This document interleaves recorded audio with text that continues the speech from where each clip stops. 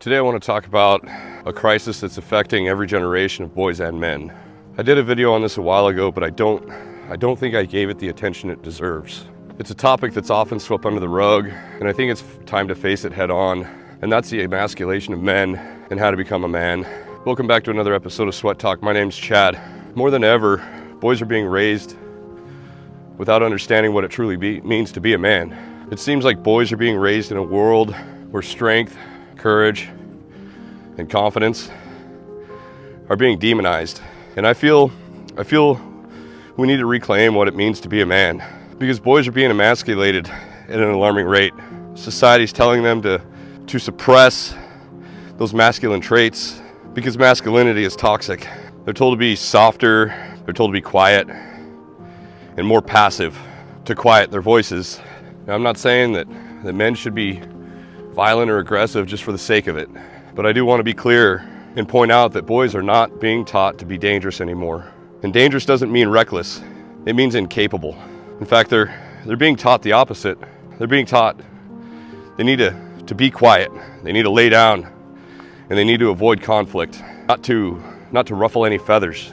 They're being raised in a bubble, they're being raised in safety, and that's making them ill-prepared for the world, the harshness of the world, and life's challenges. And it's leaving them feeling helpless or worthless because they don't feel that they have a purpose. We're seeing a generation of young men who don't know how to defend themselves, who can't take risks, and who can't stand up for themselves or stand up for what they believe in.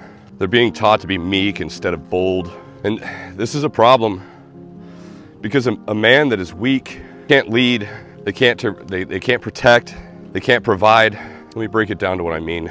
Society likes to paint that word in a negative light. And when I say dangerous, I mean capable. A dangerous man is somebody who can handle adversity, a man who is mastering himself and who others respect. He has self-control, but when the situation calls for it, he's able to act decisively. And a man who is dangerous in this sense of the word doesn't go looking for trouble, but he does know how to defend himself and his loved ones. And he knows how to stand firm in the face of injustice. He knows that the world is not a place where passivity wins. Boys should be taught that strength doesn't just mean physical. It also means mental, emotional, spiritual. And I'd even argue that the most powerful strength that we have, or the most powerful strength that we can hold, is our mental strength. Because if you have mental strength, you're unstoppable. You can overcome those limits of those physical limits and that pain. They should learn to master their emotions. They should know how to embrace challenges and how to endure discomfort. And these are traits that make a man dangerous in the best sense of the word. But instead, they're being conditioned to be weak and to avoid anything that could trigger or offend. They're being taught to not make waves or stay in their lane, and we're losing the very essence of what makes a man. But this crisis of masculinity, it's not just affecting men, it's dividing men and women. It's truly a crisis of feminism and masculinity. We're living in a time where gender roles are being blurred, and in some ways that's good. It's good because we need balance, but balance doesn't mean erasing the natural and powerful difference between men and women. Because women, they're drawn to masculinity for a reason. This isn't just some outdated cultural trope, if you will. This is rooted in biology. For thousands of years, women have been seeking out men who can protect, provide, and lead. It's cultural, it's instinctual, and this is why women often fall for the so-called bad boy. It's not that they're attracted to the toxic behavior. They're drawn to the strength and confidence and that danger that bad boy represents. It's their caveman brain telling them that this man can protect me. But that doesn't mean that you have to be a bad person to embrace that, or you don't have to be the bad boy to embrace that. You can be a man of honor, a man of integrity, and still be someone who can protect. You can be someone who can stand in the face of diversity. There's a growing disconnect between men and women today, and all of this is leaving men confused about what's expected of them. I mean, one moment they're told to be sensitive, vulnerable and soft, and then the next minute they're criticized for being too soft or not stepping up and facing a challenge or adversity or protecting, or that they're not strong enough. And meanwhile, women are just as confused. They crave a man that can be emotionally available, but they also crave a man who's powerful and who can stand tall when he needs to. Because the truth is, they're biologically wired to be attracted to strength. And no matter how much or how hard society tries to rewrite those rules, the instincts will never change. And when men are encouraged to suppress their natural strengths and instincts, the relationships are going to suffer. You're going to find tension, dissatisfaction, and then ultimately distance. When men feel emasculated, women feel unprotected, and this creates a cycle where neither party is fulfilled. And I think it's crucial. I think it's imperative that we realize that men and women do have different strengths, but those strengths are complementary. Men are naturally wired to protect, lead, and provide, while women are wired to nurture and balance. And with both sides, when both people in the relationship, when they nurture these instincts, their relationships will begin to flourish. I mean, think about all this red pill, blue pill nonsense that's constantly being pushed. Look at that and the division between men and women. That's only growing and getting worse. So we need to stop looking at gender roles as limitations and start looking at them as creating a balance for one another. Start seeing them as strengths to help prop that balance up.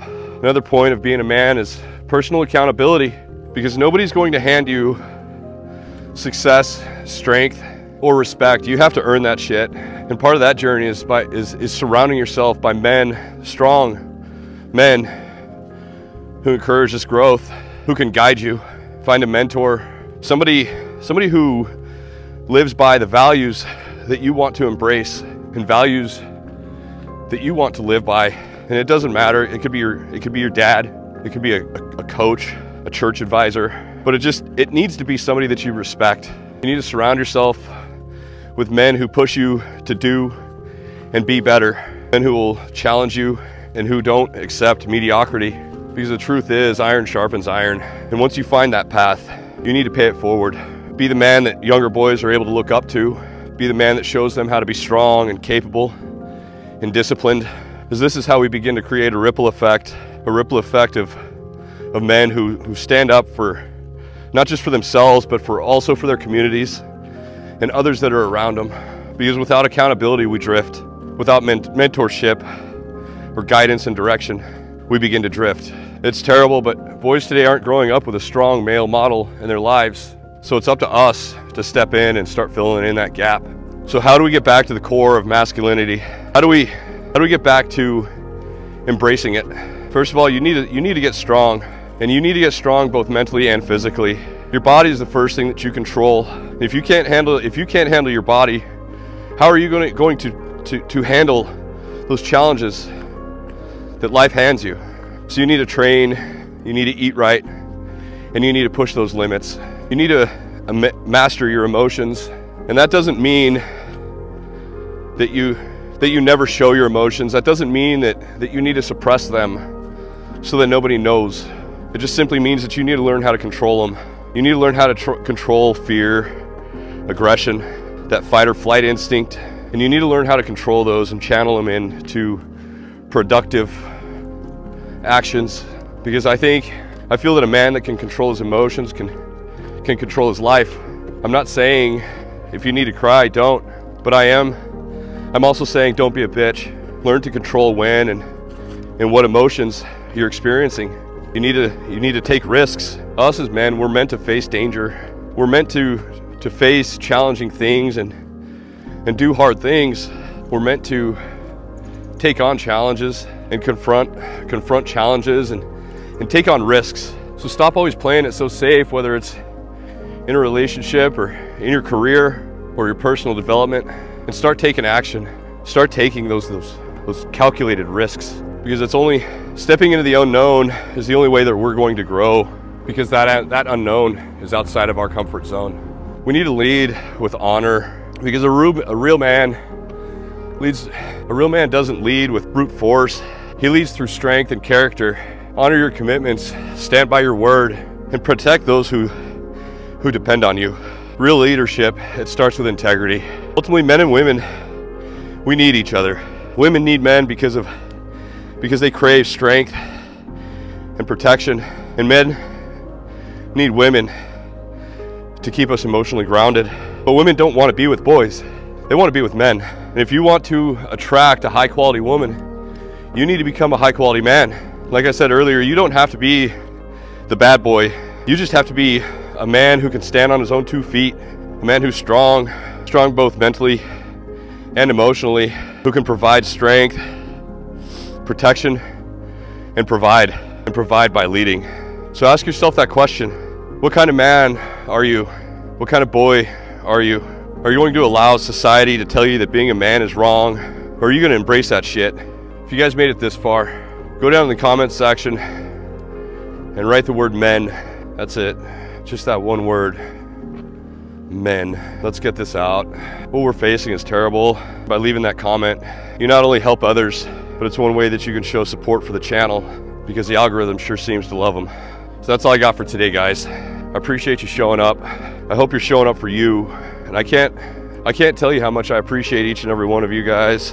I know I say it every day, but I mean, damn it, you guys, every day I'm more and more blown away by the generosity and support that I'm receiving. And I cannot thank you enough. And I'm doing my damnedest to reply to every single comment that you guys receive. And I thought for the longest time I was doing extremely well. This whole time I thought that I'd been keeping up, but I found over 1,000 comments that I did not reply to. There's just so many of them. And I'm sorry if I can't get to it, but I'm doing my damnedest. And with that, I appreciate you guys, man. I truly do. I can't say it enough. So thank you all for your support, and I hope each and every one of you has a wonderful day. Peace.